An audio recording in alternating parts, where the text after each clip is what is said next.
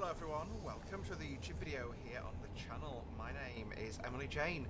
Today we are here on the... I'll actually open the taps on the loco. We are here on the Riviera Line's route by Dovetail Games between... So we're travelling between Newton Abbot, or just before Newton Abbot, and Exeter St David's. Today we are running train 6 Sierra 55. This scenario comes with the Armstrong Powerhouse ICA-D pack, and it's running the Bungalow to Irvine China Clay Solari service. Total distance this journey covers is some 550 miles, which was at the time, if it running, the longest continuous freight service on British Rail. The year is 1992, for those of you wondering. I'll chop power off just so I can see we are at 60. 60 is our maximum speed today, so it's quite a chill little drive.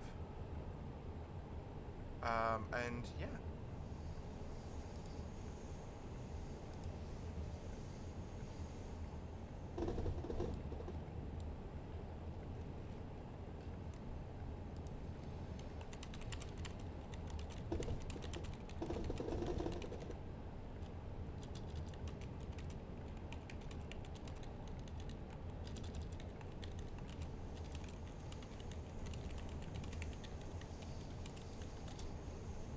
So yeah, I've just, my work, sorry, I was just posting about to a Discord I'm in. My work did a Pride video, and I'm in it. And yeah. This scenario, by the way, has been edited ever so slightly to include some nicer stock that AP didn't include by default, which is entirely fair enough. So yeah, we're just continuing down here. Like I say, we're 60 all the way. Pretty much have to think about brakes until we start approaching Exeter itself, because obviously the line pretty much follows the coastline and then goes up a river delta, which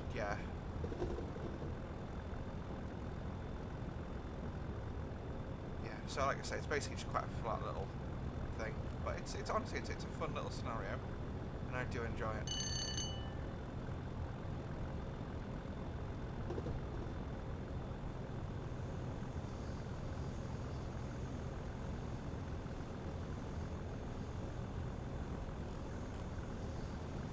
As you can see, you've got the power down, and it's rolling.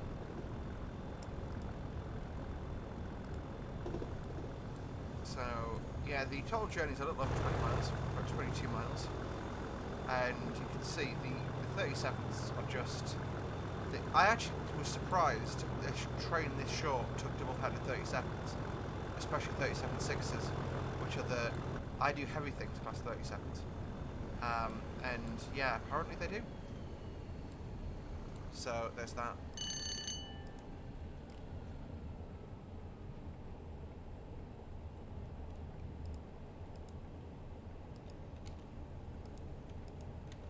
So yeah, apart from that, I'm on a day off, which is why I'm recording today. I'm trying to do one video a week. I've had a couple of weeks off, but I'm still scheduled massively ahead, so go figure. But this is actually my birthday present from AP, because today's Wednesday that I'm recording it, my birthday's on Sunday, so yeah.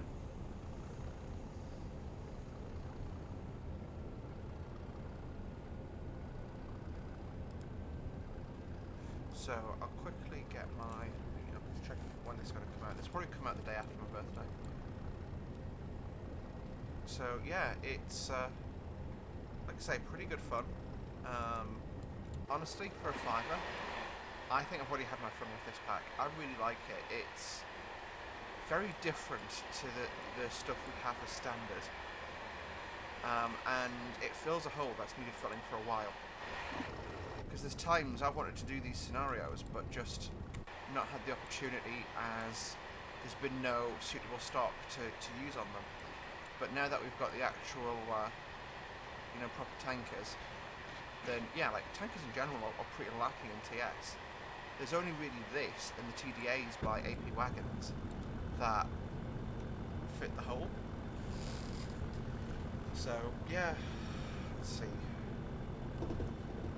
it's actually, I can't go out that week. It's got to go out the week after, which is the 27th.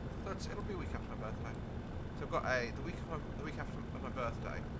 Well, I've got the 18th. I've got Introducing Lake County Roleplay. That needs a numbering check. No, that works. So that releases simultaneously. Yep, that works. And then I've got those videos. We record more Lake County.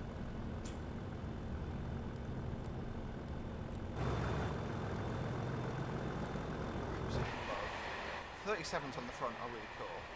The wagons themselves are spotlessly clean, which I'm told was accurate. That is the multiple board warning there we're being flagged for. But guess what? We maxed out at 60, so it's no factor. So yeah, like I say, you can see it's pretty flat. It's sort of delta here. So you know, the mouth of the river, to be more accurate. So it's just a pretty slow little cruise through the country.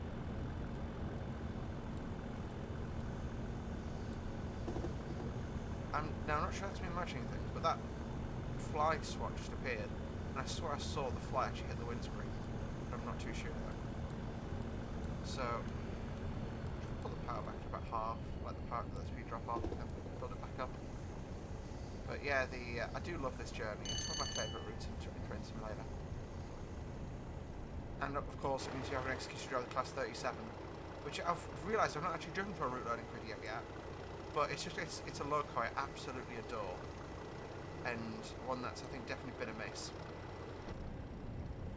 So yeah, I'm in a pretty positive mood at the moment actually, in terms of the stuff that's in TS, the stuff that's coming, and yeah, we're in a good place.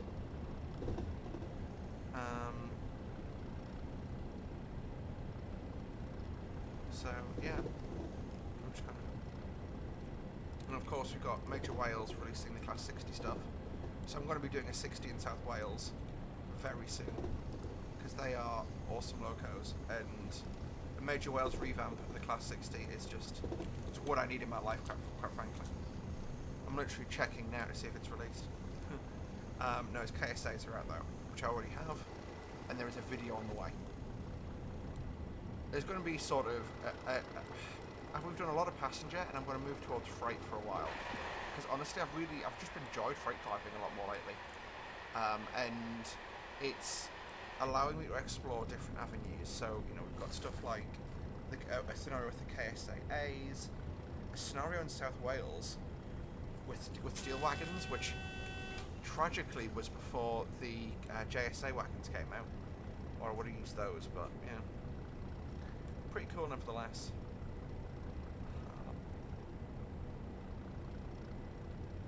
Yeah, they've got Harlem Line, which is a passenger route loading on South Wales, sorry, South West, PDL. So, yeah, pretty cool little bit of stuff to drive. I mean, these wagons themselves, I really like them. 100%, I love them. Oh, that speed drop way too much. Power back on. I am hoping to get good enough to do I might actually do a freight video on Spirit of Steam as well, because I can drive the AF quite well, but I get stuck with the Jubilee. So yeah, I let that speed drop way too much, so let's put the clag factor to 10 and just thrash our way through over the Dawlish seawall.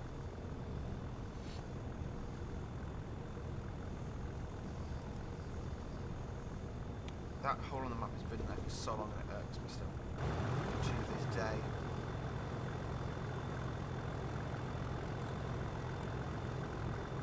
Love the, yeah. You can see the smoke. It's that wonderful like diesel blue as well, which I like. You know, thrash in stuff like TSW is usually white or black, but this is sort of that diesel blue, which I really enjoy as well. So I'll do the thrash through here.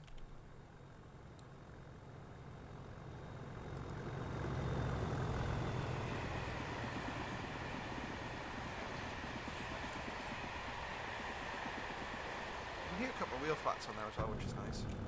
Sorry, I didn't mean to do that. Just checking the speed. This is the second to last opening. Here comes a HST.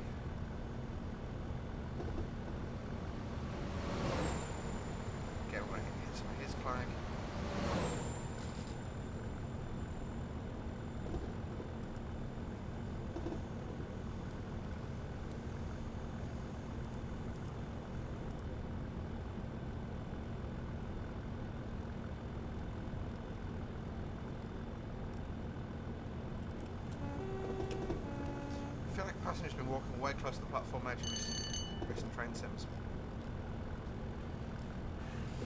And that will get you black. That is one sure way to get horns from the driver. Stand behind the yellow line when they're coming through at 60 miles an hour. And probably get station staff screaming at you. Because it is incredibly dangerous. Yeah. There's usually someone standing with a camera about here.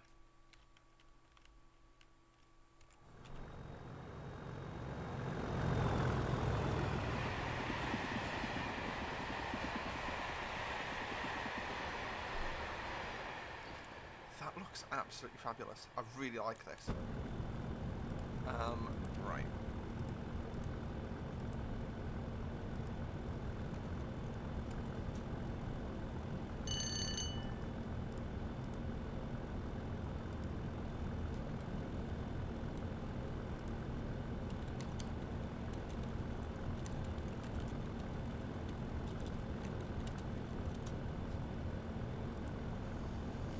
So yes, to read ad verbum from the Powerhouse of Armstrongs. Constructed in 1989 for the transportation of China clay, China clay slurry, both domestically and internationally, ICA-D wagons have become a distinctive part of the rail scene, with their V-shaped bodies. When first introduced, they were kept spotlessly clean, power off, and earned themselves the nickname Silver Bullets. When introduced, these wagons can be seen on China clay workings at Bungalow in Quidhampton. At the time of writing, these wagons survive on a flow from Antwerp to Irvine via the Channel Tunnel, as well as transporting calcium carbonate between Aberdeen and Workington. ICA-D wagons are often mistaken for the similar-looking TIA-D wagons, which were constructed around the same time and supplemented the ICA-Ds on the Bungalow to Irvine working. Whilst not 100% accurate, we have included the relevant branding for the TIA-Ds, as well as their distinctive blue underframe as a representation of these. Okay, so these are actually TIA-Ds, I think. That's entirely fair. Oh yeah, I can see the black now. Yeah, so... No. Yeah, so there are the black ones where on the TIA-Ds, which I thought was what these were. Not 100% there, but like 97% it's close enough for me. What I say, had I not been told, I wouldn't have known. So, yeah. Ooh, another splat. I tend to like leave this as long as I can to see how long... See what we get in the way of splats. So you normally get like... I think that there is a maximum number you can have. But it honestly, it's one of those things that from an immersion perspective, that makes a difference to me.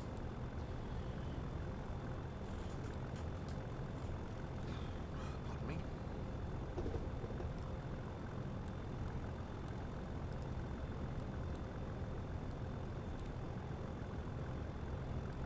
So yeah, we're now following the River Exe inland just as far as Exodus and Davids, and we will terminate at Riverside Yard where the train recesses and another driver takes over for the run up towards Bristol and then up towards Shrewsbury, up the Welsh Marches, and then joining the west coast at about Crewe, and then all the way up Crewe towards Glasgow. That actually is Irvine. Look, it's Bird, Scotland. That is a Scotland. On maps, it's in North Ayrshire. Here, it's sort of southwest of Glasgow. As far as I'm aware, this train goes up to Glasgow and then runs down to down. It's sort of down by between Saltcoats, Troon, Moncton. Sort of in the on the Firth of Clyde. And there is the paper facility there that these will be going to. I presume the China clay makes the paper white, but I'm not entirely sure.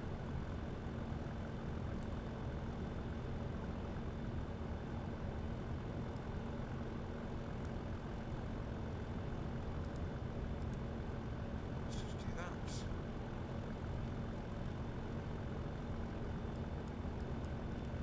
Anywho, so yeah, so this runs, like I say, all the way up to Glasgow from Bungalow, which is west of Plymouth.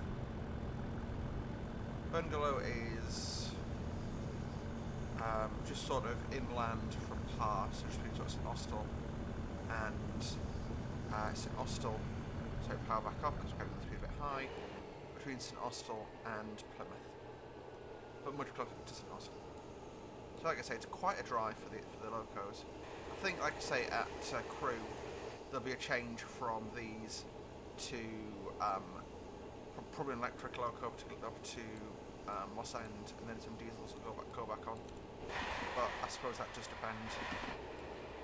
These would then be a long way from home, so you can see the depot plaque here is the lizard, and that is a signature item for a signature item of the Blazy TMD Bucknose. So different depot plaques for different depots.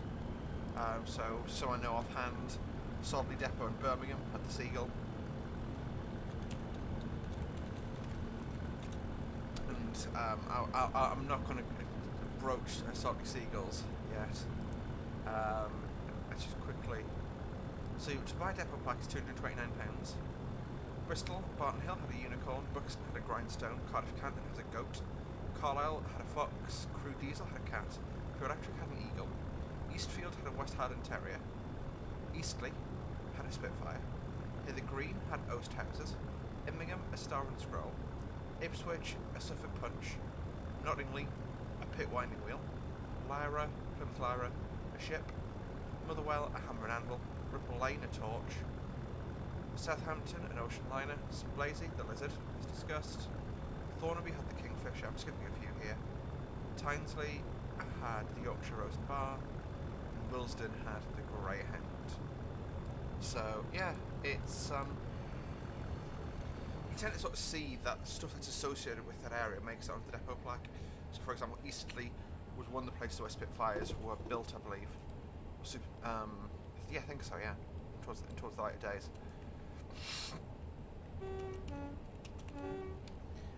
Stuart's Lane is obviously in the shadow pretty much of Battersea Power Station. Thornaby Kingfisher. Thornaby's pretty much on the Tees, so I presume Kingfisher's Southampton. You've got the Ocean Line because of the docks. You know, yeah, there's all kinds.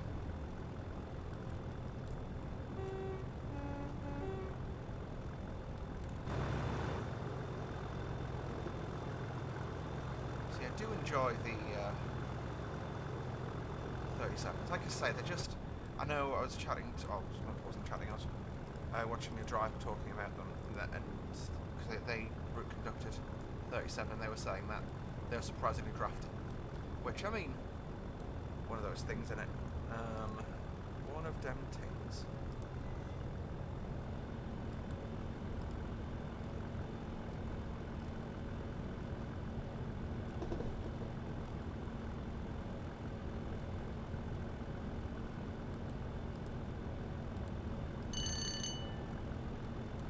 And power off.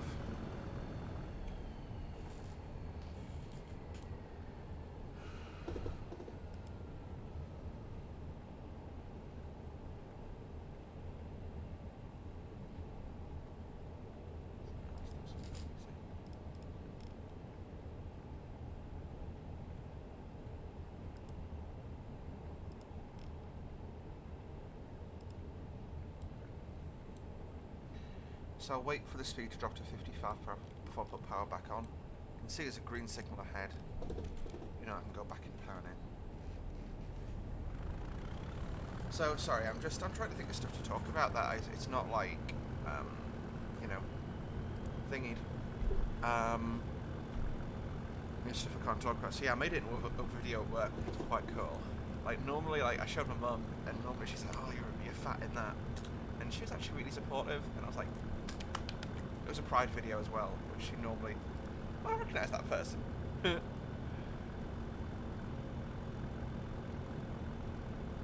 find it funny that, like, when you see I work for quite a distinctive brand, who shall remain unnamed, and when you see people's faces and you're like, oh yeah, I've met them. Oh yeah, I work with them. Yeah. Like, One of our managers is on one of the recruitment posters, and I'm like, it makes me jump every time I see it, but still.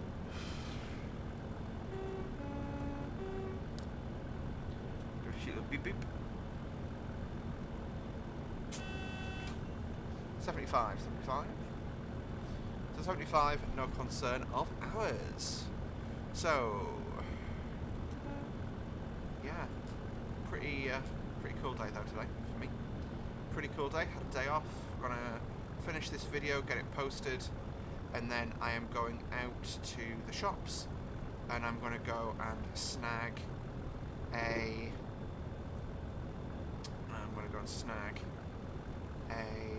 nice, I think, because it's my day off, I'm allowed a pizza, I think. So I've been on late turns at work lately, so I've been eating like microwave meals at work. And I fancy like a really nice pizza. I sort of call them pimped pizza, because what I'll do is I get like a frozen pizza from the shop. Not like a bottom of the range one, but like, you know, medium range one. Slice some meat onto it, you know, a bit of cheese, you know, a bit extra sauce, just a bit of veg, and then chuck it in the oven, which is quite nice usually. So we are a mile from the 45 limit on this curve. Like that. So I can respond to a union rep. So I'm going to close my throttle now, and I'll brake probably, well, you can see the mark of the board there for it. See, we're at 55 already, so I'll brake at this signal probably.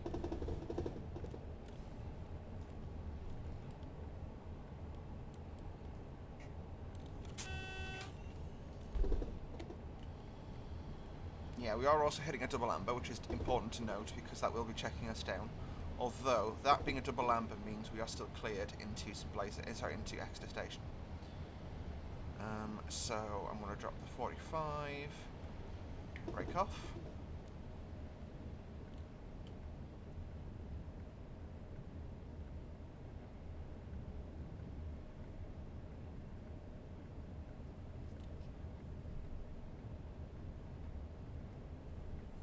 Single amber.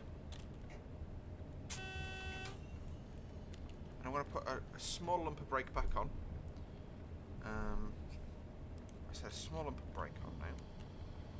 Just slow us down at 20 for the arrival at the station there.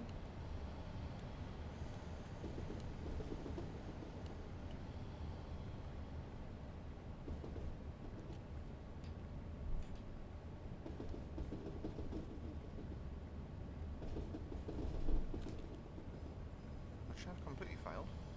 Actually, sorry, no, the 20 is after the station. I did make a mistake there. So that is on the left there. That is Thingy Depot, Exeter Riverside. It's actually quite a big place now.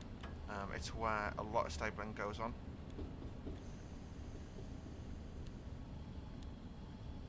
So I just wanted to blow the brake off now because we are at 10. We'll creep up to this signal and come to a stand. We will get a pop-up notification, which I'll clear because I know what to do. Now, I'm not sure that 50 is strictly speaking accurate, but it looked cool.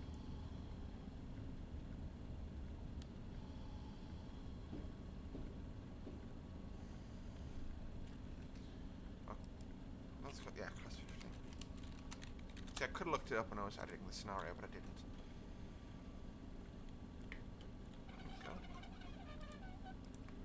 Okay, now that we're at a stand. Full.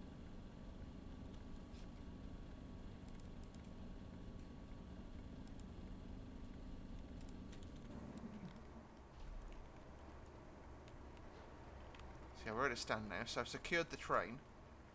Yeah, waiting for 1 Victor 38, the 605 Leeds Plymouth, which we're not, which is not what its name does, but lol. So I've secured the train with my loco brake. My train brake's released. That means when we pull away, it'll be a lot quicker. So we'll just have a float about Exeter for now. Just as we wait, you can see there's a 50 stabled here. Hood has appeared. Lol! I didn't change the numbers. That was silly of me. With a rake of NSC branded wagons, and here comes our 47. It's one of the other changes I made. It's incredibly loud, so I'm staying at a distance away. And that's where we're going to, that siding there.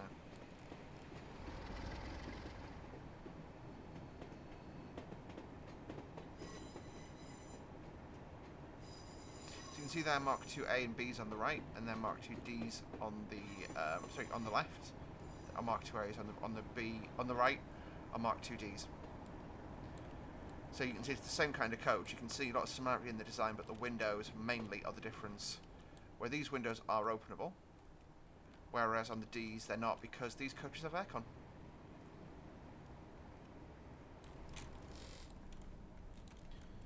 Okay, and we are cleared for the off. So release our brake. I'm going to be a thrash motion here. This loco is going to die. That one's just like whatever. There we go. I'll put a bit of brake, a bit of power on, not that much. Just. So that's probably set some car alarms off, the amount of noise I've made there. Oh well.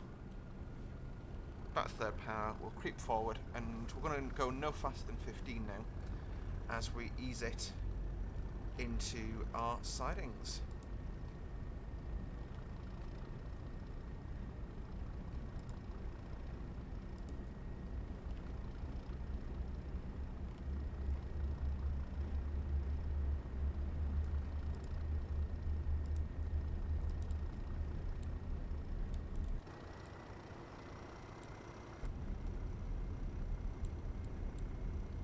Says 10. You know what, we'll go one last thrash. Oh. I'm not sure why that is parked the way it is. That is just the way AP left it, so I presume that's accurate parking. Even though it really looks like it should be more sort of in the siding. All I did is use TS tools to change the loco numbers. That's actually a static service, so... AP, hello? You feeling alright, boys? Just seems a strange place to leave it abandoned. You know, when there's quite an extensive bit of siding down there that you could side it into. But any hoozle. No, honestly, I've really enjoyed this drive.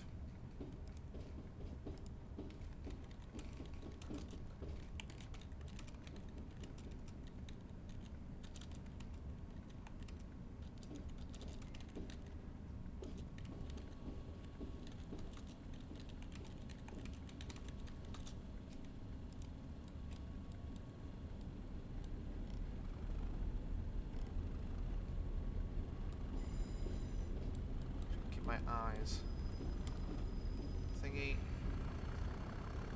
You know what, 10's absolutely fast enough.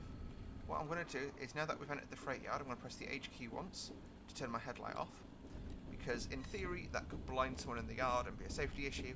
So when you're shooting in the yard, you're only supposed to use your marker lights, is what I learned recently.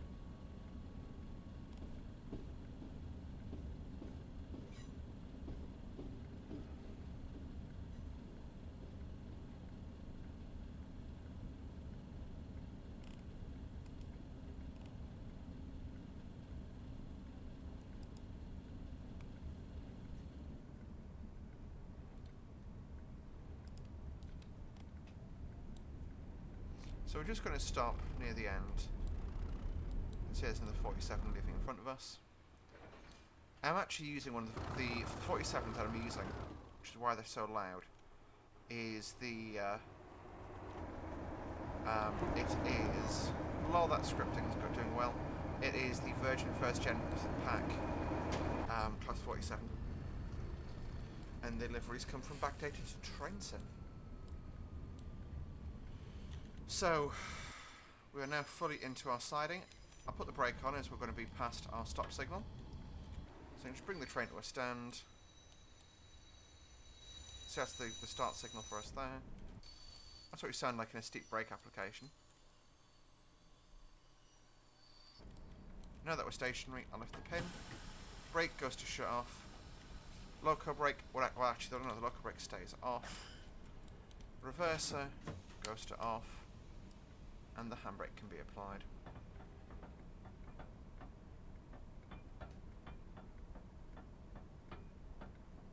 There we go. Alright folks, thank you so much for watching. There's AP's advert. You can continue on a scenario from the Powerhouse app. But honestly, I really enjoyed it. Hopefully you guys did too. Thanks for watching, guys. See you next time. Actually, no, let's not see you next time. I need to show you the wagons in a free roam, so I'll see you in a second. Hey folks, welcome back. So, I've moved us down the road to Goodrington Sidings, and I thought we'd have a little look through all of the ICC variations, just so we could have a look and see exactly what the crack was. So this is one of the ones we used in the scenario. This is the TIA Wagon. This is this is obviously weathering. There are 4 versions available with each wagon. So this is clean, or W1, W2, W3, and W4. Absolutely trashed. So you can see the differences there. You know, if I even compare that to that, massive difference. Now that is a W4 of another one, the calcium carbonates. So you can see it's just that the sort of so they're filled through the top and it trickles down. Yeah, no. That's interesting. The lamp line's in a different place depending on if you have the steps at the back. Honestly, that's really cool. So you've then got, again, it's a different variety of the TIA, an unbranded TIA. Again, these are all the variants. I'm not actually 100%. I'll be honest, so I'm not 100% sure of the exact names of each of them.